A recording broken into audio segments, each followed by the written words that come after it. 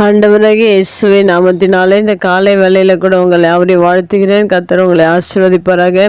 இந்த நாளிலே கூட சங்கீதம் 91:10 ஒரு பகுதியை வாசித்து தியானிக்கலாம். வாதை உன் கூடாரத்தை அணுகாது. மிக அருமையான வேதவசனம். இந்த வேதவசனத்தில் கூட வாதை என்று சொல்லப்படுகிற வாதை என்பது நோயாக இருக்கிறது. இந்த நோய்கள் நம்முடைய வாழ்க்கையில் அணுகாமல் இருப்பதற்கு நாம் என்ன செய்யும்போது தேவன் இப்படிப்பட்ட ஆசீர்வாதத்தை கொடுக்கிறார் என்று 91 சங்கீதத்தில் அநேக வார்த்தைகள் உண்டு. ஆனாலும் இந்த முதல் வார்த்தையில் என்ன சொல்லப்பட்டிருக்கிறது என்றால், சர்வ வல்லவருடைய நிழலில் தங்குவான் என்று சொல்லப்பட்டிருக்கிறது.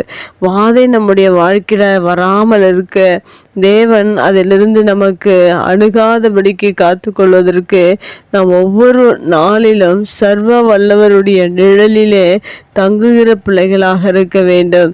ஏனென்றால் அவருடைய நிழல் என்பது அவரோடு கூட ஐக்கியமாக இருக்கிற ஒரு உறவாக இருக்கிறது. அந்த ஐக்கியத்தில் நாம் பிரிந்து விடாதபடிக்கு, அந்த ஐக்கியத்தை விட்டு விடாதபடிக்கு அவரோடு கூட தங்குகிற பிள்ளைகளாக இருக்கும்போது எந்த வாதைகளும் நம்மை அணுகாதபடி தேவன் நம்மை பாதுகாக்கிறவராக இருக்கிறார்.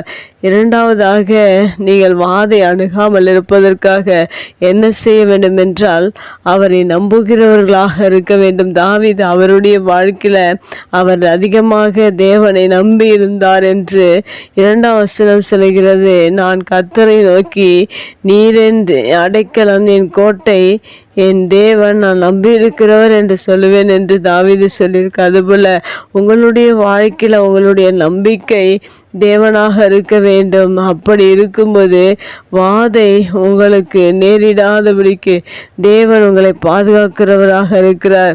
அது மாத்திரமல்ல, நாம் ஒவ்வொரு நாளிலும் பயப்படாதிருக்க வேண்டும். எந்த ஒரு காரியத்திற்காகவும் நாம் பயப்படக்கூடாது. ஆனால் இந்த உலகத்தில் மனிதர்கள், மருத்துவர்கள் வியாதி என்று சொன்னவுடன் அநேக இருதயங்கள் பயந்து போய் அந்த பயத்தின் நிமித்தமாக மிகவும் சோர்வுகளும் பலவீனங்களும் அநேக பிரச்சனைகளும் ஒவ்வொரு மனிதருக்கும் நேரிடுகிறது. ஆனால் அந்த பயம் நம்மிலிருந்து விலகும்போது, பயப்படாமல் இருக்கும்போது நாம் நம்முடைய வியாதியிலிருந்து, வாதியிலிருந்து நம்மை விடுதலை செய்வதற்கு தேவன் நமக்கு உதவி செய்வார். ஏனென்றால் வேதம் சொல்கிறது, பயப்படாதிருங்கள், பயப்படுகிறவர்களும் அவிசுவாசிகளும் என்று வேதத்தில் சொல்லப்பட்டிருக்கிறது. நாம் பயப்படாதபடிக்கு இந்த பூமியில் வாழ்ந்தோம் என்றால் மெய்யாகவே நம்முடைய வாழ்க்கையில் வியாதிகள் நம்மை அணுகாது, வாதை நம்மை அணுகாது. வசனம் சொல்லுகிறது, வாதை உன் கூடாரத்தை அணுகாது என்று சொல்லப்பட்டிருக்கிறது. அந்த வாதைகள் நம்முடைய கூடாரத்தை, நம்முடைய சரீரமாகிய கூடாரத்தை அணுகாதபடிக்கு நீங்கள் காத்து கொள்வதற்கு முதலாவதாக அவருடைய நிழலில் தங்குங்கள். இரண்டாவதாக அவர் மீது நம்பிக்கை வையுங்கள். மூன்றாவதாக பயப்படாதிருங்கள்.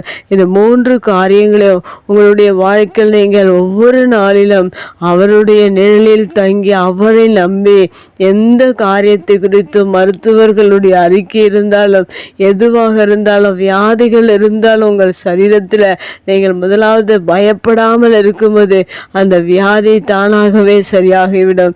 அதனால் ஒவ்வொரு நாளிலும் பயப்படாதபடிக்கு கர்த்தரை நம்பிருங்கள், அவருடைய நிழலில் இருங்கள். வாதை உங்கள் கூடாரத்தை அணுகாதபடி தேவன் உங்களை காத்துக்கொள்வார். கண்களை முடிச்சு வைக்கலாம். எங்கள் அன்பு தகப்பனே, இந்த அருமையான வார்த்தைக்காய் நன்றி செலுத்துகிற. இந்த உலகத்தில் அநேக மனிதர்கள் வியாதியிலும், பிரச்சனையிலும், போராட்டத்திலும், கண்ணீரிலும் வாழ்ந்து கொண்டிருக்கிற ஒவ்வொரு மனிதர்களுக்கும் நீர் உம்முடைய வார்த்தை சொல்லுகிற காரியம், வாதை உன் கூடாரத்தை அணுகாது என்று சொன்னீங்களே, அதை நாங்கள் விசுவாசித்து அதை நம்பி உம்முடைய ஆசீர்வாதத்தை, உம்முடைய சுகத்தை எங்களுடைய வாழ்க்கையில் பெற்றுக்கொள்ள நீர் இந்த வார்த்தை நீர் கொடுத்ததற்காக நன்றி. வாதைகள் எல்லாம் எல்லா குடும்பத்திலும் நீங்கும்படியாய் நாங்கள் செபிக்கிறோம். உம்முடைய நிழலில் நாங்கள் தங்குகிற காரியங்களில் ஒவ்வொரு நாளும் நாங்கள் உம்முடைய சமூகத்தில் தங்கி உம்முடைய ஆசீர்வாதத்தை பெற்றுக்கொள்ள, உம்மை நம்பி உம்முடைய ஆசீர்வாதத்தை பெற்றுக்கொள்ள பயப்படாதிருந்து நீங்கள் வாதைகள் எல்லாவற்றையும் எங்களுடைய எல்லைகளிலிருந்து எங்கள் கூடாரத்திலிருந்து விலகி போகும்படியாக நாங்கள் நம்முடைய சமூகத்தில் ஜெபிக்கிறோம். எல்லா வாதைகளும் இப்பொழுதே இந்த நேரத்தில் நீங்கும்படியாய் நாங்கள் ஜெபிக்கிறோம். பரிசுத்த ஆவியானவர் நீர் எங்களுக்கு உதவி செய்வீராக. தொடர்ந்து உங்கள் பிரச்சனை எங்களோடு கூட இருக்கட்டும். வாதைகள் எல்லாம் நீங்கட்டும். வாதைகள் அணுகாதபடிக்கு நீர் காத்துக்கொள்ளுங்க. இயேசுவின் நாமத்தில் ஜெபிக்கிற நல்ல பிதாவே, ஆமேன்.